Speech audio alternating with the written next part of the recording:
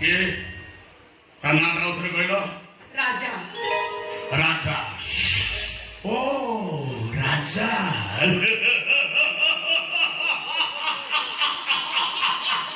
ଆରେ ସେଇଟାକୁ ତ ପୋଲିସ ଏନକାଉଣ୍ଟର କରି ସାରିଥିବ।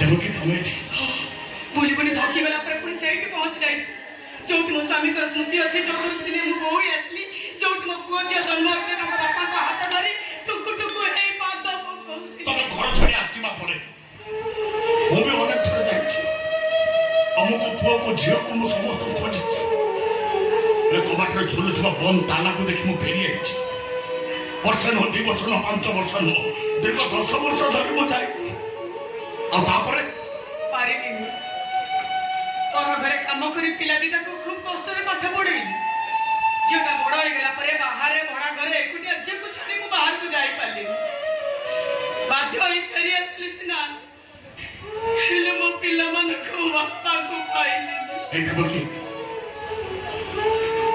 हम पुओ जे दी जण बहुत बड़ बड़ हो जीवनी ना मो पुओ मोरे ऊंचा हो जीवनी ना हां टमाटरी गोरा पूरा हीरो परी गाई अब झियो जो भी लगो म जानि मो झियो ठीक तमर भले हेतिबो बुझले देव कि तुम बहुत भाग्यवान काई न पुओ झियो को सागर नै तुम रहउछो हेले मु ओटा मोरी पाखरे अछि हेले तम झियो झियो जे कोठी अछि कोन करछि केमति अछि से भलो रे अछि ना निज इच्छा रे बाहर हे जाईछि ये पे मन दुख करछ काई मन दुख करछ आजि काली पर से होछि आजि काली पुओ झियो माने निज पसंदर पिला माने को बाहा होछंती बाप मां माने मन दुख करिया कोन दरकार तुम जबे तो मु आसिल मान सब ठीक हे जीवो हे मते आगो को तुम कोड आस्तिलो काहे के आस्तिलो कोन पय आस्तिलो एका आसिथिलो ना आमो पुओ सत्री मेडिकल आस्तिली पुओ हां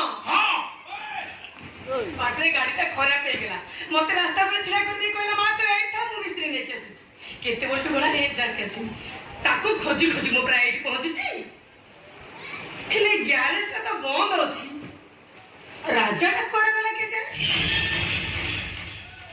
राजा राजा की आमो पुओ हेटी पिला बळे आमी तो राजी बोल लगते हेले बड़ होला पर स्कूल ले पाठ पला पर सांगो माने ताको राजा डाकिले आमो राजो राजा होई गला राजा तमाने ए गुरु ता मोबाइल ता मते दे जाई छी ए मोबाइल ऊपर ता फोटो अछि देखिबो रुओ मु देखुची आमो पुओ फोटो देखेबी देखिबो रुओ देख ए देखो आमो पुओ देख ए देखो आमो पुओ को देखो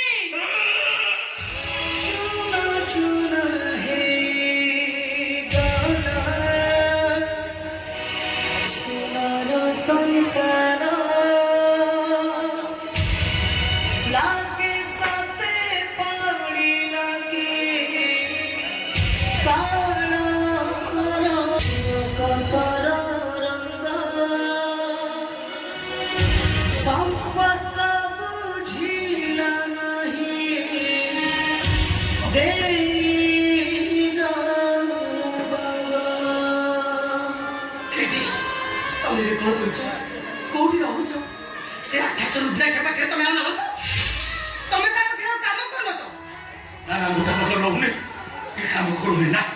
ଭଲ କରିଛ ତମେ। ଏ ଦେବକୀ ତମେ ସହରଠୁ ଦୂର ଥିଲ ଭଲ ଥିଲ ପୁଣି ଆସିଲ କାହିଁକି? ମୋ ସହିତ ଦେଖା ହେଲା ବୋଲି ତମେ କଣ ଖୁସି ନୁହଁ? ଏଇଠି ତମେ ଜମା ବ୍ୟସ୍ତ ହଉନି। ତମେ ସେ ରାକ୍ଷସ ପାଖରୁ ଦୂରେଇ ଯାଇଛ। ତମେ ମୋର ଭଲ ସ୍ୱାମୀ ହେଇଯାଇଛ, ସେତିକି ମୋର ଯଥେଷ୍ଟ। ଆମର ଆଉ କିଛି ଅସୁବିଧା ହବନି। ଆମ ପୁଅ ରୋଜଗାର କରୁଛି, ଭାତ ଡାଲିରେ ଆମେ ଚଳିଯିବା। ତମେ ଫେରି ଆସିଲ ଜାଣିଲେ ଆମ ରାଜା ବହୁତ ଖୁସି ହବ। ଆଉ ଆମ ଝିଅ ଆଖି ସବୁ ରାଗ ଅଭିମାନ ଭୁଲିଯାଏ, ପୁଣି ଆମ ପାଖକୁ ଫେରି ଆସିବ। ଆମ ସଂସାର ପୁଣି ହସିବ। ଆମ ସଂସାର ଭାଙ୍ଗି ଗଲା ଦେବକୀ।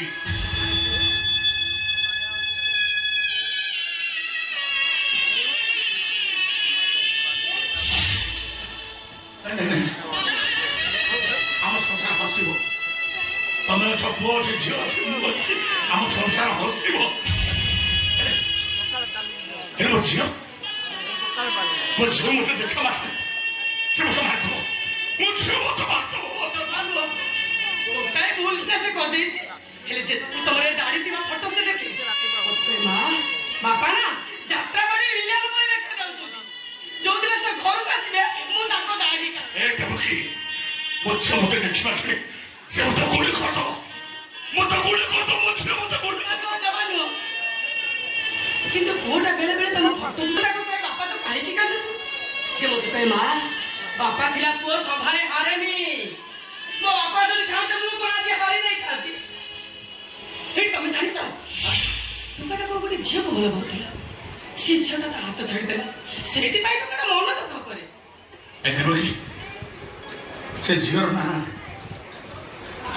ରାଧା।